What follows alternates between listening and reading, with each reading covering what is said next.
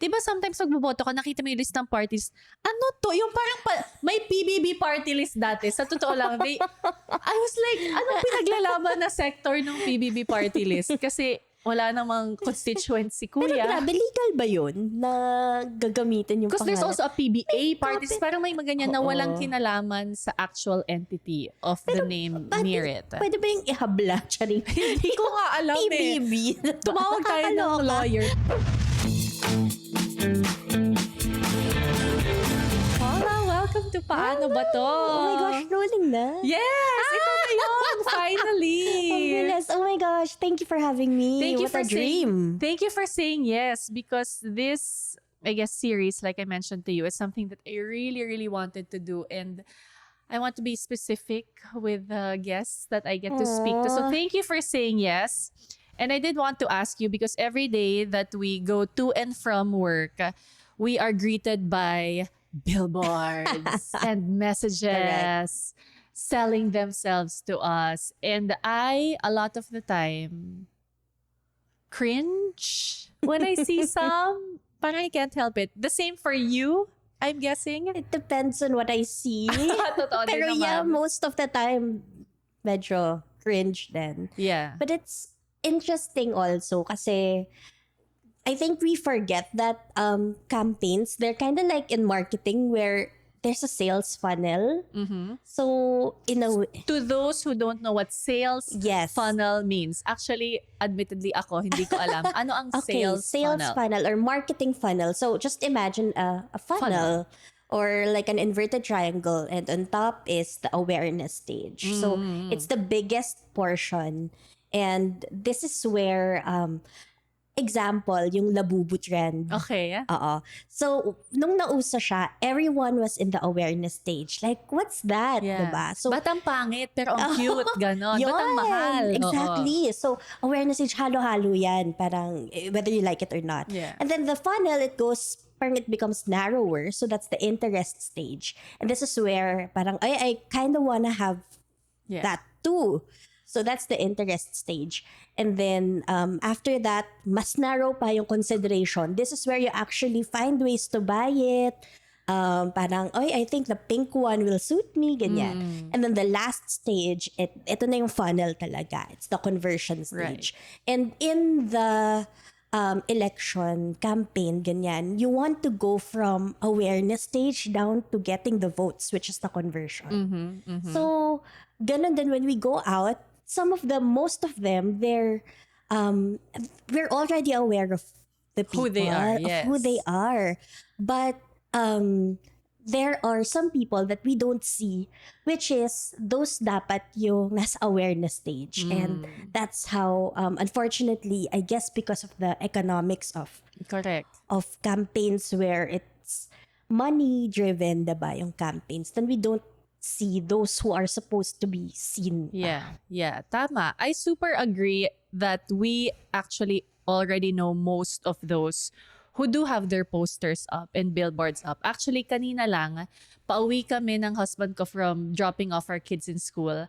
Tapos, dumaan na yung parang L3 na nagbablast ng jingle campaign. Tapos, may mga, siguro 5 siyang tao na naglalagay ng mga posters sa wall. Sunod-sunod sila ganyan. Tapos, pinupuno nila.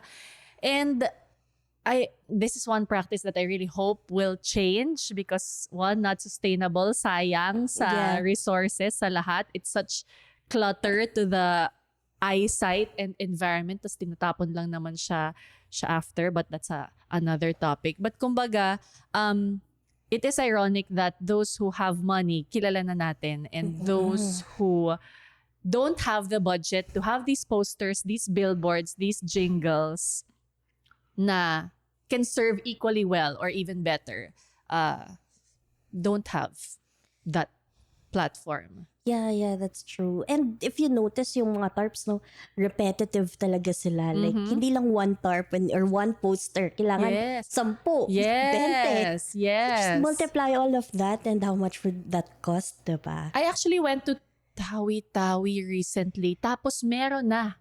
That was Feb. Tapos may poster na umabot dun. Sabi ko, grabe may budget. Kasi even at the farthest barangay. Yeah. Parang isa lang siya na meron doon. And at that time, Wow. siya yung top spender. So, nagets ko, kaya pala umabot. Kasi top spender. But yeah, aside from colors and obviously physical face, how they present themselves, yung words na ginagamit. Yes, which I love. Yung mga catchphrases, taglines, Yes. ganyan. A lot of which make sense for the candidate. A lot of which parang, uy, totoo ba? Parang ganon. What is your take on them choosing the words for their taglines? Kasi, yun nga, diba? Kung dumadaan ka sa road and you see the poster, isa lang siya. You only have 1 second or a few seconds to look at the, so ano yung elevator pitch ng tao? So, that's where they put their slogans, diba? And napapansin ko dun sa, at least kunwari now, that the top 3 in Senatoriables. the senatoriables, ang pinaka nag-resonate na words are parang tulong, tulong sa public service, or tulong sa mahihirap, sa inaapi. And yun yung napansin ko na, okay, ito yung pinaka nagre-resonate sa mga tao kasi sila yung top 6 eh. Aside from the fact na kilala rin siguro. Siguro sila Name before recall, name yes. recall. But with that, sabi ko nga, diba, may sales funnel eh. So may awareness stage na. Pero what brings people to conversion? Bakit sila yung pipiliin? And I guess it's that nakakatulong yon yung words that they would use. Really? Yung tulong, diba, yung... And it's so interesting na kung yun yung nag-resonate sa mga tao, yung tulong, then it means, it presupposes that people need help. Kailangan ng tulong, Yeah, which is kailangan ng not a tulong. good baseline. Yeah, and that people need a savior, 'di ba? Parang kailangan, but that's a sad reality. Ibig sabihin yun ang gusto ng mga tao and they're desperate for help. Yeah. Diba? Yeah. That is crazy. I don't know how to phrase this question without it sounding wrong, but like, why do the words put on a poster work for some to conversion nga, meaning, ay, iboboto ko to kasi nakita ko yan, versus it won't work on others because we have that, totoo ba, tulong? Totoo ba, paglaban? Parang I gano'n. guess it's the education na if you have that critical mindset na parang, totoo ba? But then again, with our literacy level or, diba? Yeah. And this is where nag-intersect na lahat-lahat ng mga factors na, kung hindi masyadong educated yung population, if mababa yung literacy rate, then they really will keep voting for the same people because hindi nila nakikita yung big picture. Yeah. And it's one thing to believe in words and another to see action and see na sobrang interesting sa akin yung isang nakita ko sa Facebook, yung by the numbers. So ito yung senators and the number of laws that they passed. Tapos law. Okay, oo. number So, of laws. or they wrote ganyan. So may 0 ganyan. So parang parang doon ko nakita na yung mga tao, yung mga senators, ang galing mag-communicate. Yeah. They're great communicators, but people will also have, mas maganda kung nakikita rin natin yung actual na ginagawa nila, not from them as a source, but other sources. Yeah. Diba? Kasi we only listen to them eh. Yeah. Speaking of that, I do appreciate that Vice Ganda on its Showtime has used her platform massively. Siyempre, naging trending ng March yung Comelec. The contestant that did not know what Comelec is eventually did a Comelec visit tour. Tapos parang tinanong yata siya kung gusto mong spokesperson na Comelec or something to that effect. But there was also one instance where Vice told the people and reminded them that ang senador, gumagawa po yan ng batas ha. Hindi yan nagbibigay ng ayuda. Yeah. And for me, I was like, wow, thank you, Vice Ganda, for saying that to the massive amount of people who your platform reaches. So Sobra. important. Ang ganda nung may nag-comment dyan. May nakita lang din akong post. Sabi nung nag-comment, ano ba yan? Yung TV nahahaluan na ng politika. Tapos may nag-comment sa kanya, yung Senado nahahaluan ng TV. entertainment.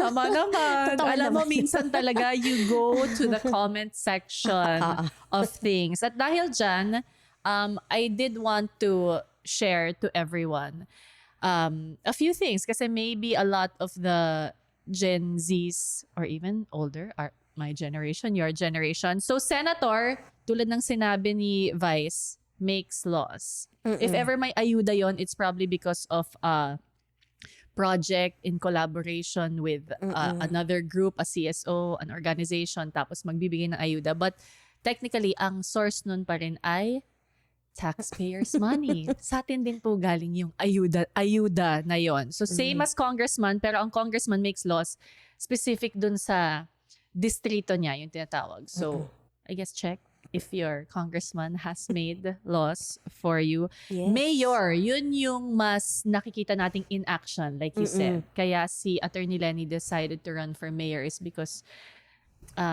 she said, ayoko nung parang nasa office gumagawa ng mga batas. Even if she is a lawyer talaga, sabi niya gusto niya on the ground in action. So yung mayor, yun, leader of a city or town. Vice mayor, katulong ni mayor, and then mga councilor. Sila yung team na tutulong bumuo ng mga rules, laws, specific to that city. Ito yung isa na I wanted to talk to you about also. Party list. Yeah. Ay, oo.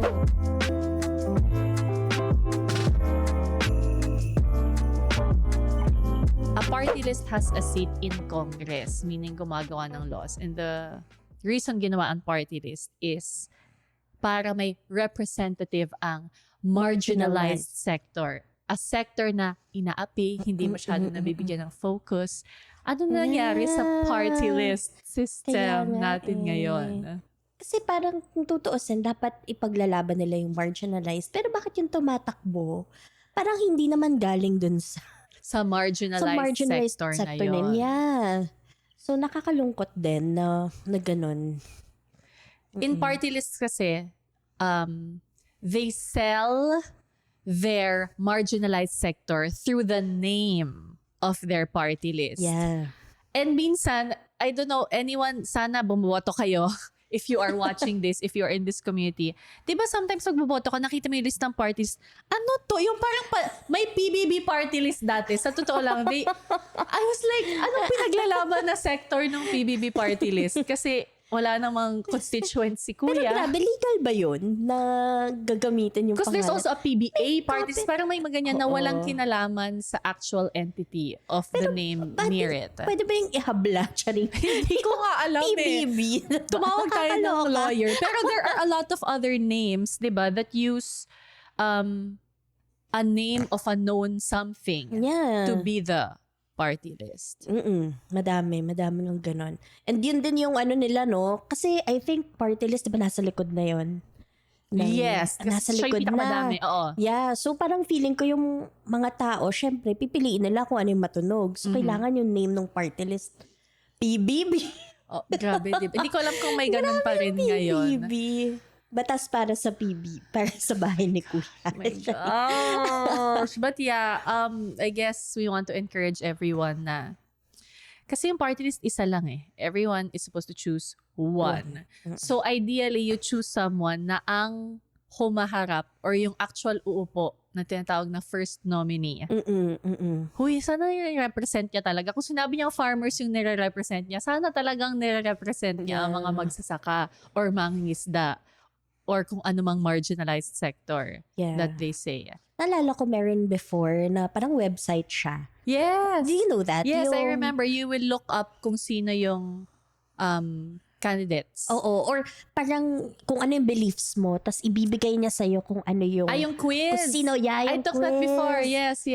Naalala ko nun, syempre I was medyo, 2016 yata yun. Sabi ko, hindi ko in-expect na ito pala yung mas nag-a-align sa akin. Yes. And then, I remember the same thing diba? happened to me. Ito yung inisip kong iboto, pero nung tinake ko, iba yung lumabas. Oo, kasi very very personality based tayo tumingin no mag-vote ng mga tao. Not so much kung ano yung gagawin nila or ano yung principles nila, ano yung kasi nga tulong, public service, Yeah. yun yung elevator pitch eh. Yeah. Pero in actual stand sa actual issues, parang yun yung medyo hindi natin or nakakalimutan natin Yeah. tignan. You know, which I find so hard now because before, when we started voting, ang pinaka-plataforma kung saan natin nakikita yung mga plans, personality ng isang kandidato was on debates on TV, proper Yeah. interviews on TV. But now, because of social media, so much of the funding of a candidate running goes to guesting on a vlog or guesting on this person's social media, which is tricky because ang debate or proper interview with a journalist may pinagdadaanang ethics, real, I guess, finding of the truth.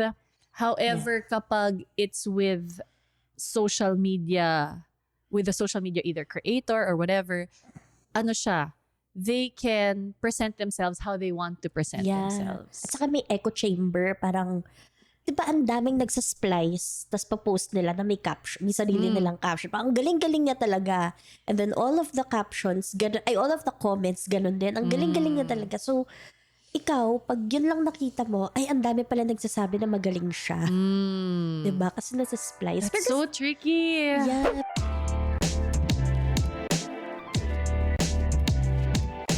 It seems to me now like, kasi ang clear nung messaging when President Duterte ran and ang clear din ng messaging when President Bongbong ran. So could that, you feel, be a factor to why they both won landslide votes? Yeah. And especially because nung time ni President Duterte, ang kalaban niya was Mar. Ang word niya was continuity. Mm-hmm. And that was the time na ayaw ng mga tao ng continuity kasi nila change. So, sobrang Polarizing. Sobrang polar opposites no. Continuity and change. Yes. Diba? Tapos ngayon naman, unity. Mm-hmm. Which is now,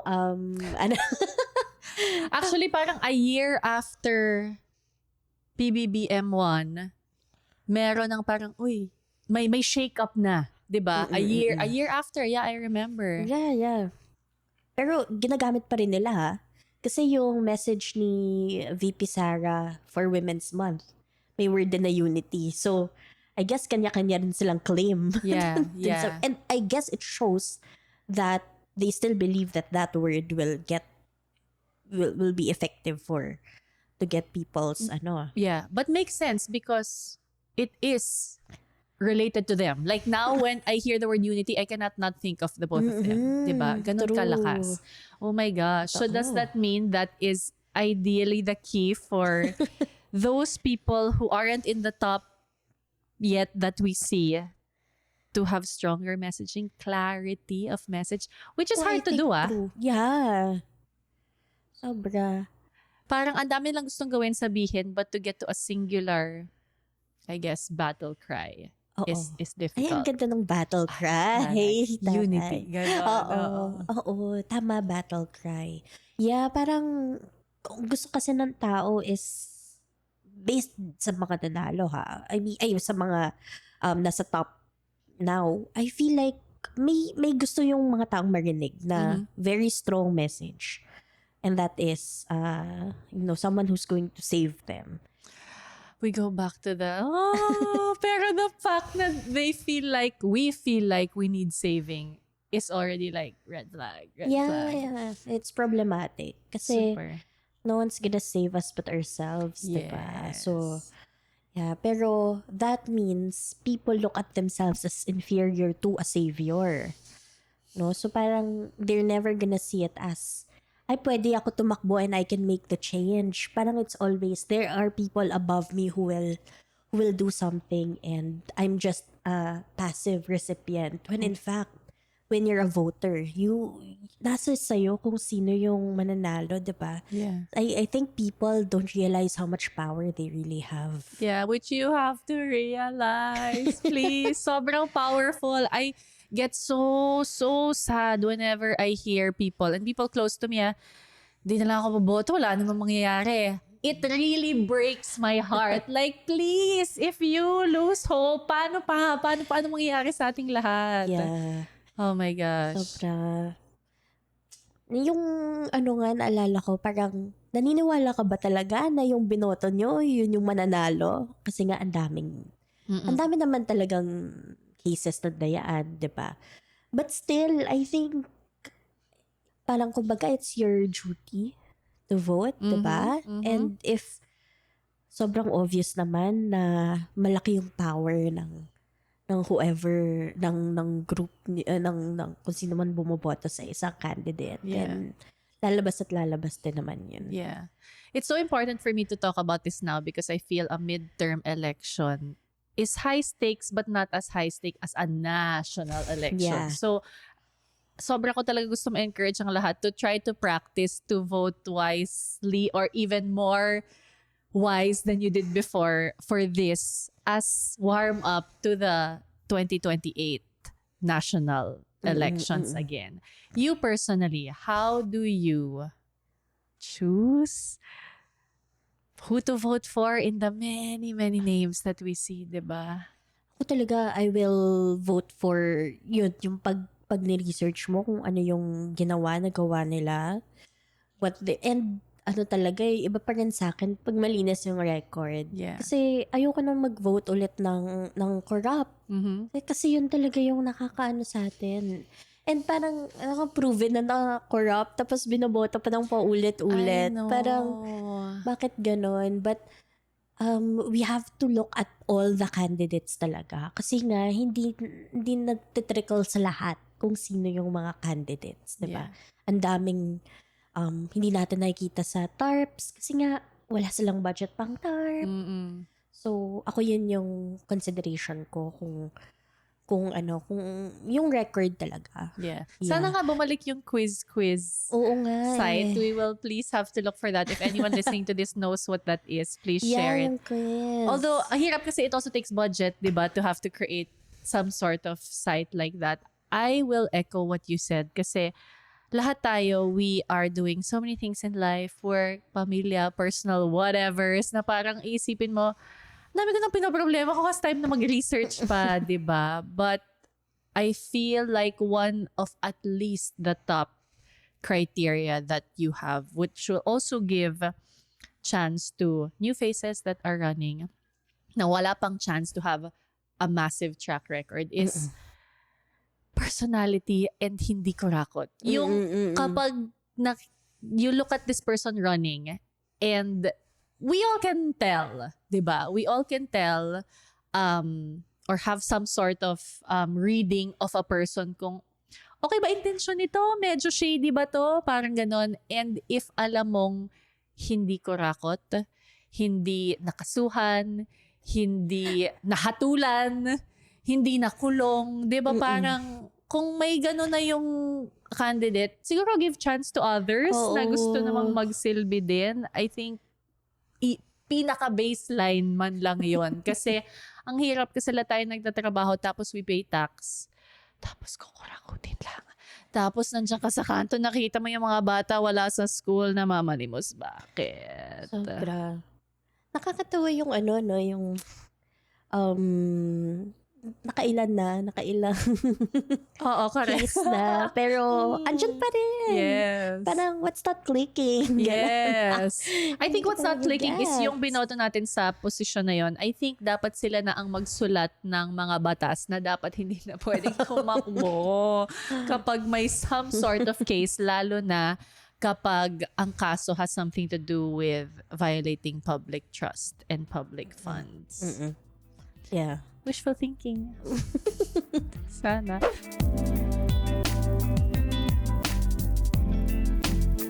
Well, good luck to all of us in voting. Siguro, ako, what I can share is try to have like at least a mix in your Magic 12. Like, iba-iba na mga expertise na mga fields. Please try to look into those na hindi the usual names. Not because we want you to not vote for the usual names, but because ang dami pang iba, sobra, na ang dami pang mabibigay to serve this country. And if you really want na tulong, parang ganon. If you really want change, ito yung change, di ba? Change natin ng konti yung mga mixture ng mga taong nakikita natin. And that might bring something new as well for all of us, hopefully. At saka, I think in general, this is not just about names and faces or parties. We need more opposition. Not because mas opposition yung iboboto ko, but because yun ang healthy democracy eh. Hindi pwedeng, uy, si Senator Risa na lang nakita natin all along. Parang, if only for a healthy balance within the institution, kailangan talaga natin ng more opposition. Oo, kailangan balance. Hindi pwedeng kung ano lang yung gusto ng isang side, lahat yun na. Yeah. And to your point, yung pagpili, feeling ko yung we feel na yun nga, pagkain ko problema ko na, pati ba naman yan, anuhin ko. But, we're not passive recipients Parang, when you vote, it's that one time in how many years that you can actually select, you can actually choose your fate. Diba? Kung ano yung magiging future mo for the next 4-8 years.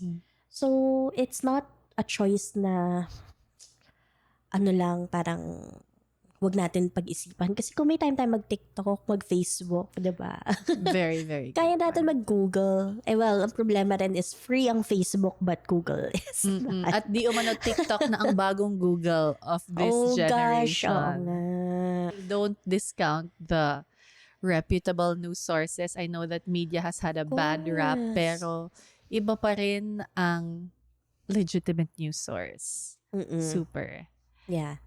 Before I let you go, Paul, I wanted to ask you, you are one of the most inspiring critical thinkers I know and voices on social media. Diba I told you, parang I really wish there are more people who could follow you because you help us peel layers to think beyond what we see. So, I guess coming into May 2025, what's your message, advice, tip to everyone if they wanna start to explore that side of their mind where they will think more critically about all these things? I think your listeners naman are smart and insightful like you. Inception ko na sa kanila ang mga seeds. Pero for more people. Ako, on my page, I always encourage people not to take things at face value. It's always look at the big picture. So, kunwari, we see ads, we see the tarpaulins or whatever when we go out. It's always, bakit kaya ito yung messaging niya? Bakit kaya gusto nito siya yung kakampi ng inaapi? Ganyan. Bakit yun? And then we ask ourselves, oo nga, why? Bakit ito yung gusto niyang messaging? And then we start to see na, okay, it's because people are in need of help. It's because people are in need of a savior. And when we look at it that way, we realize na when people think of themselves that way, then they look at themselves as hanggang dito lang tayo. Ito lang kaya nating mag-antay ng tulong, mag-antay ng ayuda. When in fact, when you vote, you have the power to choose. You have the power to, parang ikaw yung pinaka-powerful. It's not those in power. Kasi ikaw naglalagay sa kanila in power, diba? So, coming elections, I hope people realize that they have the power. If you can affect change in your own circles, I think it can start that way. Preach about whatever you can preach. Talk to people, make them realize the bigger picture, diba? If you can affect change in your own community, in your own space, you don't need a big population, a big following. Sometimes, diba, parang when I started Mischief Editor, iilan lang yung 1,000 people, ganyan. Oh. Pero may isa akong naging follower na sumala siya sa giveaway ko. And this was a girl from Batangas. Super layo na naabot. So sabi ko, wow, kaya ko pala mag-reach ng ganun kalayo. So, it doesn't need to be, we can, yung battle cry, meron din tayong in ourselves. Yeah. We can be our own advocates and we can have our own battle cry. And all we need is a small community or our own small space. Yeah. I love that. Thank you so much, Paula. Thank you. And with her advice, I think I would like to acknowledge everyone na because almost everyone has some sort of social media page and presence. And if you feel strongly about a candidate na walang budget na magpalagay ng mga TVC, radio ads, tarpaulin, billboard, i-post nyo. Kasi even if it's like 5 people in your circle, nakita, may tumatakbo palang ganito. Or, pwede ko pala to iboto. That will create a massive ripple effect. And even if they can't afford all these traditional ads on their own, at least us in our own way, we help spread the word about them. I think that can really, really make a difference. And so thank you. Kunwari, ngayon, siguro parang awareness stage, 'di ba? Parang nagpapakilala pa lang yung ibang candidates. We can always look at it as a long game. Parang siguro hindi this election sila mananalo, but by slowly introducing them, then maybe in the next, mananalo na sila. Yeah. Kasi nasa awareness stage pa lang tayo. Yeah, So, that's so good. Long game. Kasi matagal pa tayo mabubuhay lahat. So, pang long game talaga.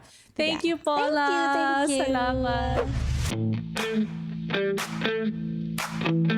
Paano Ba To is created and hosted by me, Bianca Gonzalez, with podcast producer Anika Neri and edited by Paolo Halili. To be part of our community of supers, please do follow this podcast here on Spotify or click the subscribe button on YouTube, and you can follow Paano Ba To on Instagram, ask Paano Ba To on TikTok, and join our private Facebook group, the Paano Ba To Super Group. Till our next episode, stay super, supers!